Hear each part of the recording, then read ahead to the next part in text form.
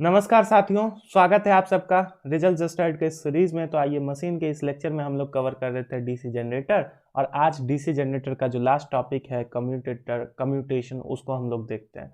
Commutation कहाँ पे होता है? तो ये कम्यूटेटर और ब्रश के बीच में होता है। और मैं आपको बता दूं कि इसके बाद एक और टॉपिक है पढ़ने के लिए, वो है मेजरिंग इंस्ट्रूमेंट के बारे में। Indicating instrument, recording instrument, integrating instrument, ये सारे टॉपिक्स आपको जो है इलेक्ट्रिकल एंड इलेक्ट्रॉनिक्स मेजरमेंट करके आपका एक सब्जेक्ट है, उसमें भी पढ़ना होता है इन डेप्थ। तो आप लोग मुझे कमेंट करके बता दीजिएगा कि इसे आप यहाँ पे कवर करना चाहते हैं या फिर इसे हम वहीं के लिए छोड़ दें, आप वहाँ पे पढ़ लेंगे और यहाँ पे भी आपका काम हो जाएगा।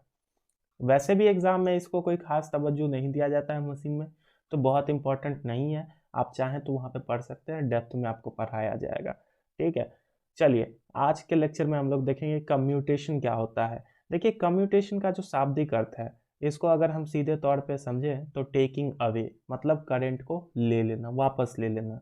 ठीक है, अगर आप देखेंगे कि कम्यूटेशन होता कहाँ है, तो ये होता है हमारे कम्यूटेटर और ब्रश के बीच में। ठीक है, तो ये हमारा मान के चलिए कम्यूटेटर है। ठीक है, मैं कोशिश करता हूँ कि एकदम गोल बन जाए।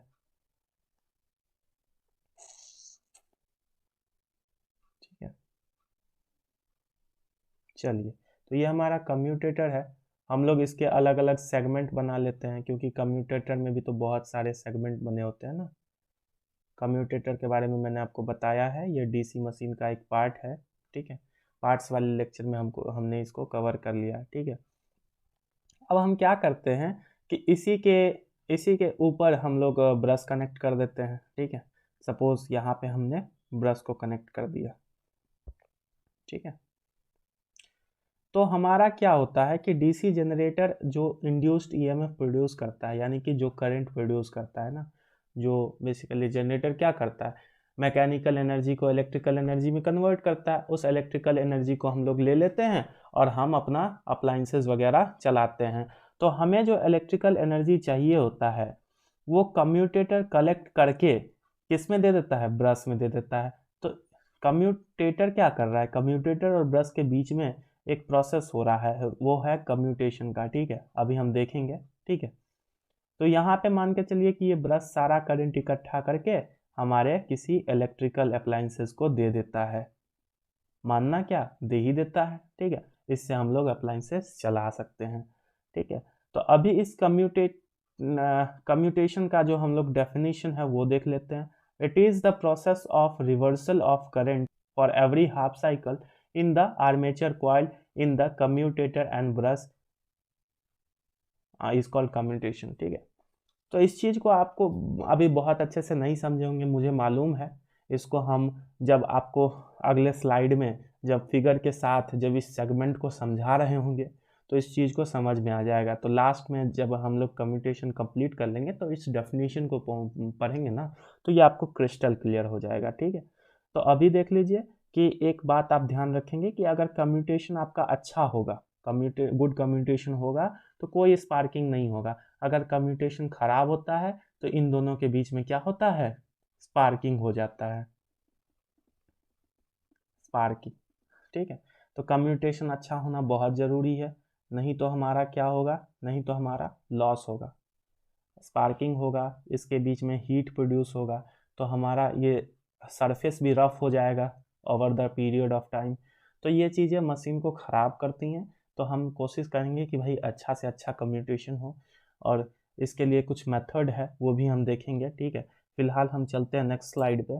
तो अभी हम आप लोग को बताते हैं कि देखिए, अभी जो हम पहले फिगर ड्रॉ किए थे ना, पहला जो फिगर ड्रॉ किए थे, उसको हम लोग क्या करते हैं, एकदम सपाट बना लेते हैं। ठीक है, कुछ इस तरह से कम, हमारा जो कम्यूटेटर वाला सेगमेंट था उसको हम सीधे सीधे आपको दिखा देते हैं, क्योंकि गोल वाले फिगर में समझना थोड़ा आपके लिए मुश्किल होगा। ये मान लीजिए कि हमारा कम्यूटेटर का सेगमेंट है।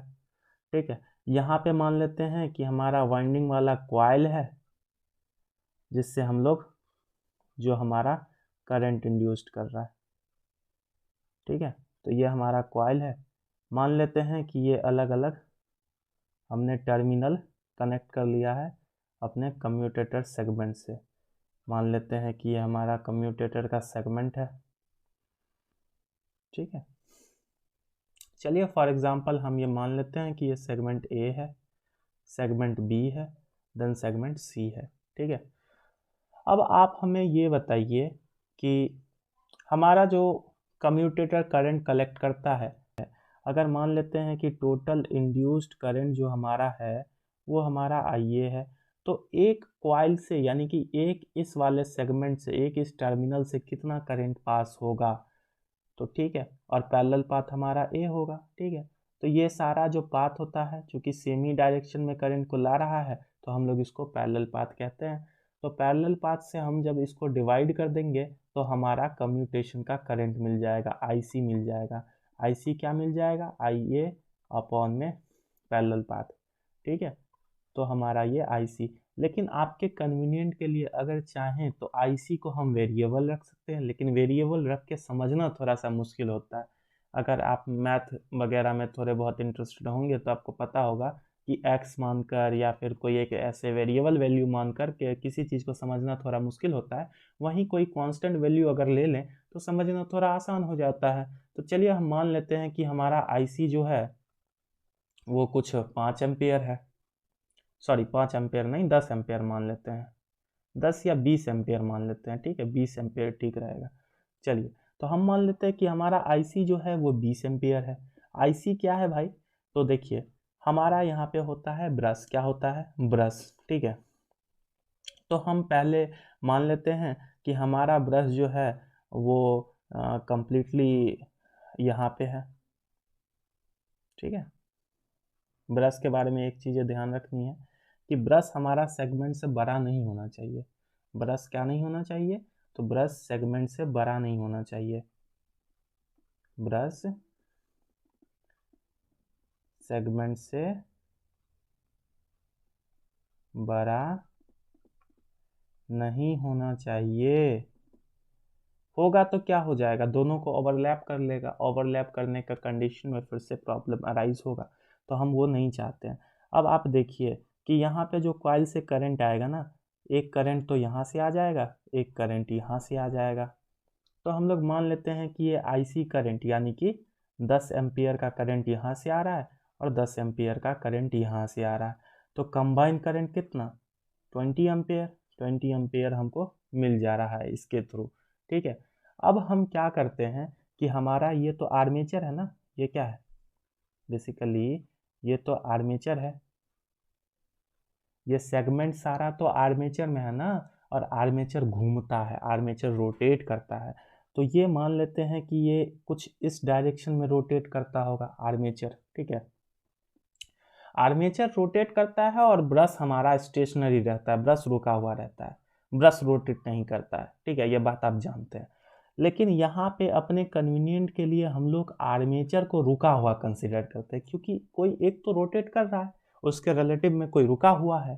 तो हम मान लेते हैं कि हमारा आर्मेचर रुका हुआ है और ब्रश ही रोटेट कर रहा है। तो आर्मेचर चूंकि उस ओर घूम रहा है, यहाँ से भाग के आर्मेचर इस ओर चला जा रहा है, तो हमारा ब्रश किस ओर जाएगा, भाई हमारा ब्रश तो इस ओर जाएगा ना। तो मान के चलते हैं कि ब्रश हमारा थोड़ा आगे बढ़ गया, और अगले फिगर में, अगले स्लाइड में देख लेते हैं। अगले स्लाइड में जो ये हमारा ब्रश है, जरा मैं कॉइल बना लूँ, तो ये जो हमारा ब्रश है, ये सारा सेगमेंट, ठीक है। चलिए तो या पहले ब्रश हमारा यहाँ पे था, लेकिन अब मान लेते हैं कि ब्रश थोड़ा सा आगे खिसक गया है, थोड़ा सा आगे खिसका है, और बाकी पार्ट यहाँ पे है। मैं थोड़ा सा और क्लियर बना लेता हूँ, थोड़ा सा ही पार्ट इसका यहाँ बढ़ गया है, बाकी पार्ट ये यहाँ पे है, ठीक है। ये चीज़ आप समझ सकते हैं। अब आप मुझे ये बताइए, ये ब्रश तो अगले सेगमेंट में चला गया, थोड़ा ही पार्ट गया तो सही, तो अब तो करंट यहाँ से भी आएगा और करंट यहाँ से भी आएगा। आया समझ में, देखिए अब जो करंट हमारे पास आएगा, एक तो यहाँ से आएगा हमारा करंट, ठीक है। फिर क्या होगा, फिर कुछ करंट हमारा यहाँ से आएगा, कुछ करंट हमारा यहाँ से आ जाएगा, ठीक है। आपको बात समझ में आ रही है। चलिए, तो हमारा एक आईसी करंट यानी कि 10 एम्पियर का करंट यहाँ से आएगा, ठीक है। एक हमारा मान के चलिए कि कोई एक 10 एम्पियर का करंट चूंकि यहाँ पे है, लेकिन इस कॉइल में पूरा सेक्शन इसका नहीं आया है ना, थोड़ा सा सेक्शन आया है, तो 10 एम्पियर तो नहीं आएगा। चलिए 2 एम्पियर मान लीजिए, बेसिकली करंट आई मान सकते हैं, लेकिन हम लोग एक कांस्टेंट वैल्यू को ले लेते हैं, समझना आसान हो जाएगा। तो 2 एम्पियर को यहाँ पे हम लोग ले लेते हैं, ठीक है। तो आगे हम लोग देखते हैं कि 2 एम्पियर करंट यहाँ पे हमने ले लिया, ठीक है। तो हमारा जो बाकी का करंट होगा यहाँ पे इस सेक्शन में, इस सेक्शन में हमारा 8 एम्पियर का ही तो करंट जाएगा, 8 एम्पियर का करंट ही तो आएगा, क्योंकि 2 आपको यहाँ से मिल जा रहा है, 18 यहाँ से मिल जा रहा है, कंबाइन करंट कितना मिल रहा है, 20 एम्पियर। तो हमारा जो ब्रश में करंट मिल रहा होता है वो कांस्टेंट होता है, वो चेंज नहीं होता है। कॉइल का करंट चेंज होते जाता है, हर सेगमेंट में चेंज होता है, लेकिन जो हमारा ब्रश का करंट होता है वो कांस्टेंट होता है, ये ऑलवेज कांस्टेंट, ऑलवेज कांस्टेंट, ये आपको ध्यान रखना, कभी भी इसको चेंज मत कर दीजिएगा, ठीक है। तो आप दूसरे फिगर से क्या कंक्लूड कर पा रहे हैं कि थोड़ा सा इधर खिसक के आया तो हमारे इससे 8 एम्पेयर का करंट आने लग गया। बेसिकली अगर हम इसको वेरिएबल मान रहे होते तो ये हमारा यहाँ पे आईसी आ रहा है, यहाँ पे हमारा आईसी आ रहा है, लेकिन यहाँ पे हमारा मान लेते हैं कि ये बी है, ये सेक्शन ए है, ये सेक्शन सी है, ठीक है। तो हम यहाँ पे मान लेते हैं कि ये आई बी करेंट है, तो ये हमारा current I C minus B हो जाएगा, ठीक है। बेसिकली वही बात है कि 10 माइनस 8 हो जाएगा, ठीक है। आप जैसे समझ, सॉरी 10 माइनस 2 हो जाएगा, बी तो 2 है ना, आई भी 2 है, तो आप जैसे समझना चाहें आप वैसे समझ लीजिए। यहाँ पे हम वेरिएबल का इस्तेमाल इसीलिए नहीं कर रहे हैं क्योंकि आपके लिए समझना थोड़ा सा मुश्किल हो जाएगा, ठीक है। आप एग्जाम में लिखेंगे तो वेरिएबल का इस्तेमाल करेंगे तो ज़्यादा सही रहेगा, इसीलिए हम दोनों तरीका आपको बता दे रहे हैं, ठीक है। आगे चलिए, आगे हम इस स्लाइड में क्या देखेंगे, आगे इस स्लाइड में हम देखेंगे कि थोड़ा और खिसक गया ना। मान लीजिए कि ये हमारा कॉइल है, ये हमारा टर्मिनल, ये हमारा सेगमेंट, ठीक है। यहाँ पे देखेंगे कि यहाँ पे जो हमारा ब्रश है, अब ये ब्रश दोनों के बीच में आ गया, ठीक है। अब ये ब्रश क्या है, दोनों के बीच में है। अब दोनों के बीच में है तो क्या होगा कि आधा करंट यहाँ से मिल जाएगा, आधा करंट यहाँ से मिल जाएगा, 10 एम्पियर यहाँ से मिल जाएगा, 10 एम्पियर यहाँ से मिल जाएगा, ठीक है।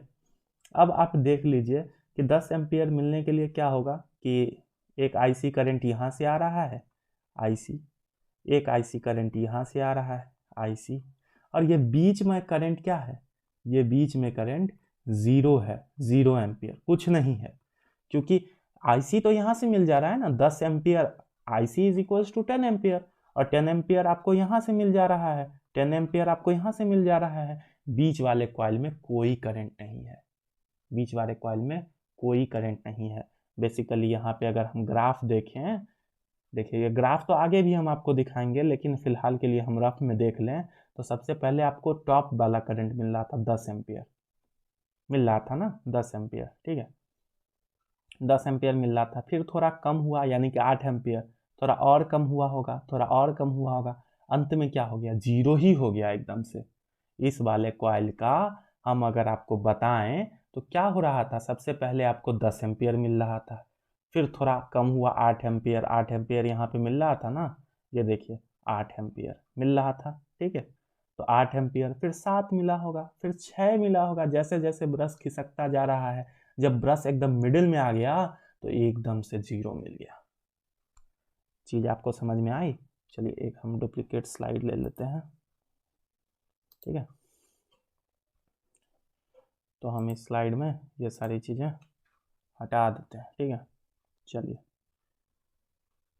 जरा हम कॉइल को फिर से देख लेते हैं, और ये हमारा last case he I think होगा, ठीक है। मैंने इसको थोड़ा सा बड़ा बना लिया, एक्चुअली मुझे ऐसा नहीं करना चाहिए,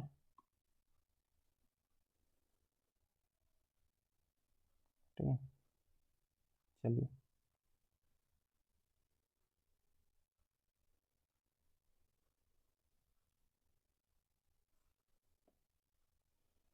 जरा हम सेगमेंट देख लें। ठीक है, अब देखिए, अब क्या था कि यहाँ बीच में था ना, अब ये प्रॉपरली एकदम यहाँ पे आ जाएगा और एकदम छोटा सा हिस्सा यहाँ पे रहेगा, एकदम छोटा सा हिस्सा।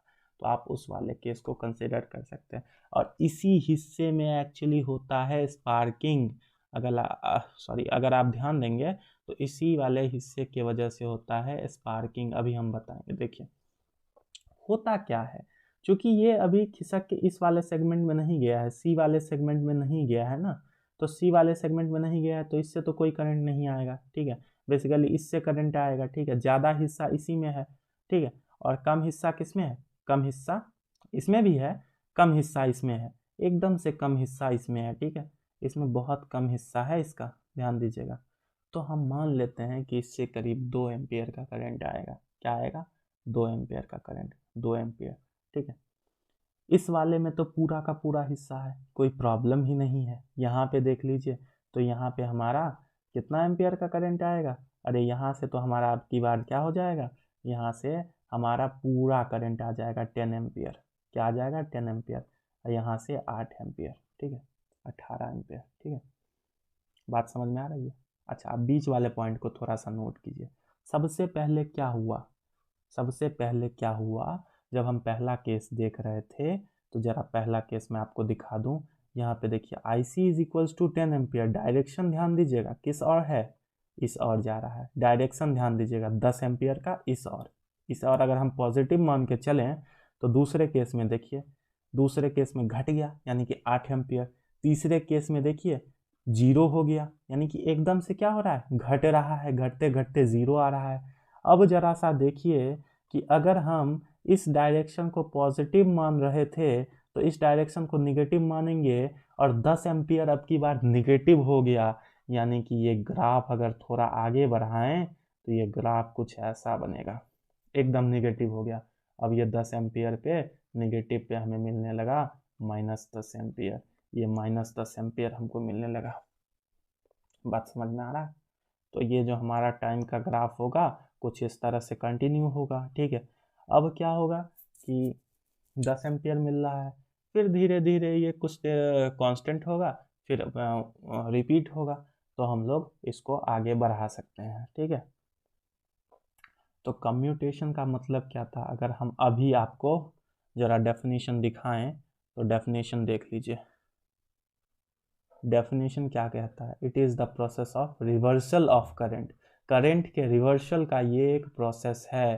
For every half cycle in the armature coil in the commutator and brush is called commutation. अब जरा सा यहाँ पे देखिए, यहाँ पे क्या हुआ? ये करंट रिवर्सल ही तो हुआ। पहले करंट इस डायरेक्शन में था, अब करंट इस डायरेक्शन में है। इस रिवर्सल के प्रोसेस को ही तो हम लोग क्या कहते हैं? कम्यूटेशन कहते हैं। तो अब वो मेरे ख्याल से डेफिनेशन आपको बहुत अच्छे से एकदम क्रिस्टल क्लियर हो गया होगा। अब जरा सा यहाँ पे देखिए, ये 2 एम्पियर का जो करंट है ना, ये 2 एम्पियर का करंट क्या होता है कि ये आता है, चूंकि यहाँ पे जगह ही नहीं है, थोड़ा सा जगह है। ठीक है, और तब तक ये आगे निकल भी जाएगा। तो ये क्या करता है, ये 2 एम्पियर का करंट ये एयर के थ्रू आता है। इसका मीडियम क्या होता है? एयर। मीडियम क्या होता है? एयर। आपको पता है कि ये एयर के थ्रू आता है, चूंकि एयर का जो है रेसिस्टेंट हाई होता है। ऑफ कोर्स रिलक्टेंस भी हाई होता है, लेकिन यहाँ पे करंट की बात कर रहे हैं तो रेसिस्टेंट तो हाई होता ही है ना। एयर में कोई कंडक्टिविटी होता है? जनरली नहीं होता है, जब तक एयर वगैरह को आयनाइज ना करते। बहुत ही हाई करंट अगर फ्लो हो रहा है तभी एयर को कंडक्ट कर सकता है, एयर को एज अ कंडक्टर यूज कर सकता है। ठीक है, जनरली हम लोग एयर में कंडक्टिविटी नहीं देखते। अगर ऐसा होता तो मेरे बगल में बहुत सारा वायर है, अभी हमको भी इलेक्ट्रिक फील्ड का एहसास हो रहा होता, लेकिन ऐसा नहीं है। एयर में कोई कंडक्टिविटी नहीं होता है अगर करंट छोटा हो, यानी कि 2-4 एम्पियर का हो तो। लेकिन यहाँ पे चूंकि ये देखिए, यहाँ पे हम देखेंगे कि ये 2 एम्पियर का करंट चूंकि यहाँ पे ब्रश में जाना चाह रहा है ना, ब्रश में जाना चाह रहा है, तो ये एयर के थ्रू जाएगा। और एयर के थ्रू अगर करंट ट्रेवल करता है तो होता है स्पार्किंग। क्या होता है? स्पार्किंग। तो हमें ऐसा नहीं करना है। अगर होगा स्पार्किंग तो मशीन में होगा लॉस। मशीन में क्या होगा? लॉस। ठीक है, समझ में आ गया?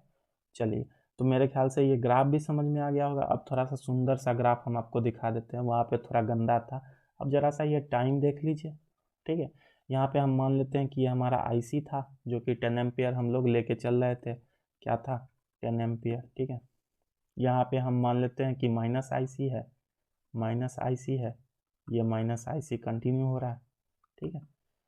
अब इस समय को जरा सा देखिए, अगर कम्यूटेशन टाइम को समझना है ना, कम्यूटेशन टाइम होता क्या है? कम्यूटेशन टाइम होता है the time taken in the process of reversal of current, ठीक है।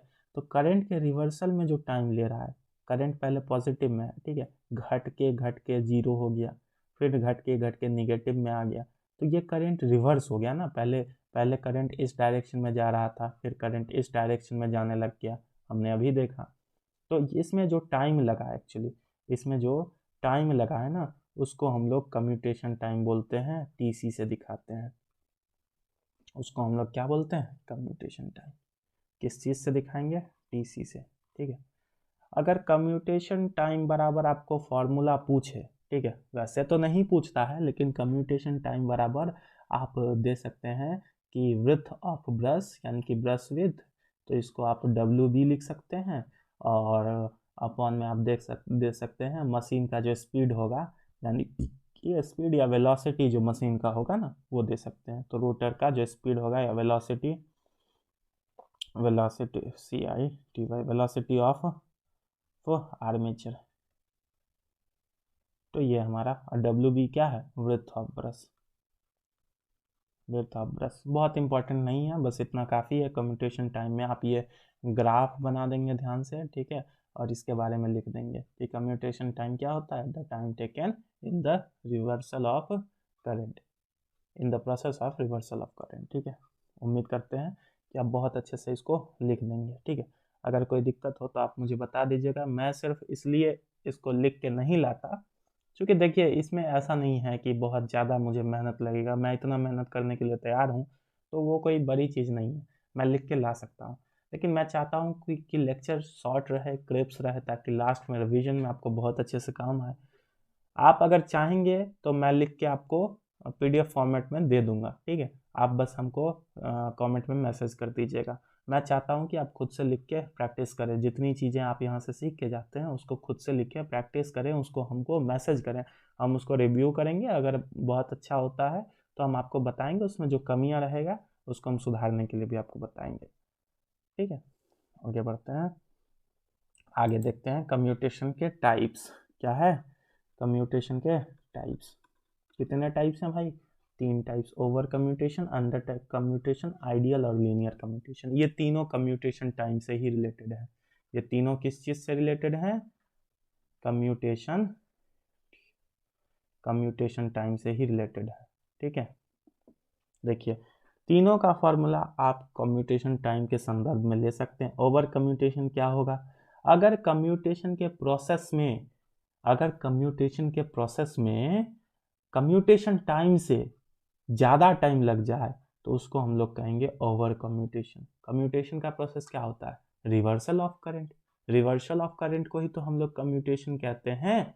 कम्यूटेशन का प्रोसेस क्या है? रिवर्सल ऑफ करंट, यानी कि करंट के रिवर्सल में यदि आपको कम्यूटेशन टाइम से भी ज़्यादा टाइम लग जाए तो उसको हम लोग कहेंगे ओवर कम्यूटेशन। समझ में आ गया?